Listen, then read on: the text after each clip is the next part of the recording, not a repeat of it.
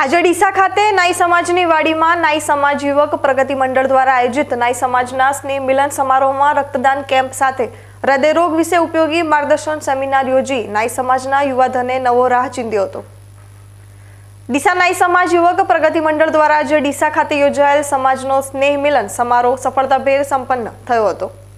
બનાસકાંઠા જિલ્લા ભાજપના ઉપાધ્યક્ષ મગનલાલ માળીના અધ્યક્ષ સ્થાને યોજાયેલા સ્નેહ મિલન સમારોહમાં નાઈ સમાજના લોકો મોટી સંખ્યામાં ઉપસ્થિત રહ્યા હતા। કેન્દ્ર સરકારની રેલવે કમિટીના નવનિયુક્ત સભ્ય પ્રવીણભાઈ નાઈ, દલપતભાઈ નાઈ, ચેતનભાઈ નાઈ સહિત ડીસા અને ભીલડી મંડળના અગ્રણીઓ તેમજ જ્ઞાતિજનોની બહોળી હાજરીમાં યોજાયેલ આ સ્નેહ મિલન સમારોહ પ્રસંગે રક્તદાન શિબિરનું પણ આયોજન કરાયું હતું, જેનું ઉદ્ઘાટન ડીસાના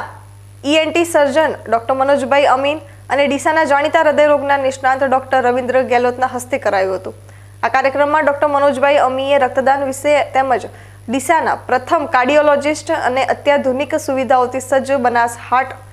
હોસ્પિટલના યુવા હૃદયરોગ નિષ્ણાંત તબીબ ડોક્ટર રવિન્દ્ર ગેહલોતે વર્તમાન સમયમાં ફફડાટ ફેલાવી રહેલા હૃદયરોગથી બચવાના ઉપાયો વિશે ખૂબ ઉપયોગી માર્ગદર્શન પૂરું પાડ્યું હતું।